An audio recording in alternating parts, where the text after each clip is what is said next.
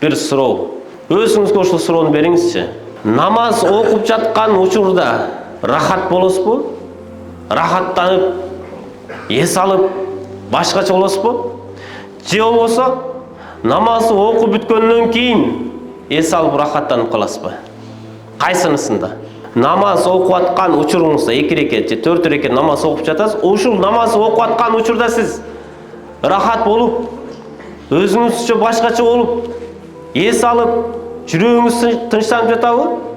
Же болбосо намаз бүткөндөн кийин, эки жака салам бергенден кийин жүрөгүңүз эс алып, альхамдулилlah, фарыздан кутулдум, намаз бүттү деген эс алуу болуп жатабы?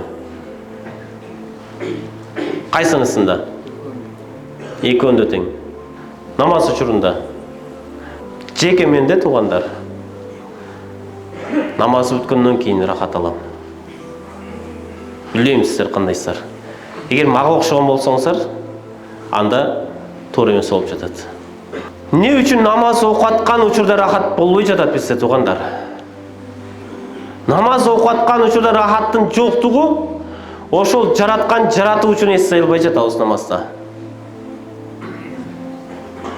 Жөн эле ушул Фатиханы окуш керек, Фатихадан кийин бир зам сүрө окуш керек, анан руку, сажда, анан ташаххудка отуруп аттахияту лиллахини окуш керек экен, анан салам берсең намаз ушул экен. Деп ошону гана таважжух кылабыз, ошого гана көңүл бурабыз, жараткан жаратуучу менен байланышып аткан нерсени унутат экенбиз. Пайгамбарыбыз айткандай, Алла Тааланы эстей албай жатат экенбиз. Ошон үчүн намаздын өзүндө рахат албай жатабыз туугандар. Салам бергенден кийин бул фарыздан кутулдум, карыздан кутулдум, Кудайдын карызынан, альхамдулилlah дейт экенбиз. Кенен олтуруп алып, бир чоң жүк мойнубуздан түшкөндөй болуп, анан бисмилла деп тамакка олтурганда рахат алат экенбиз.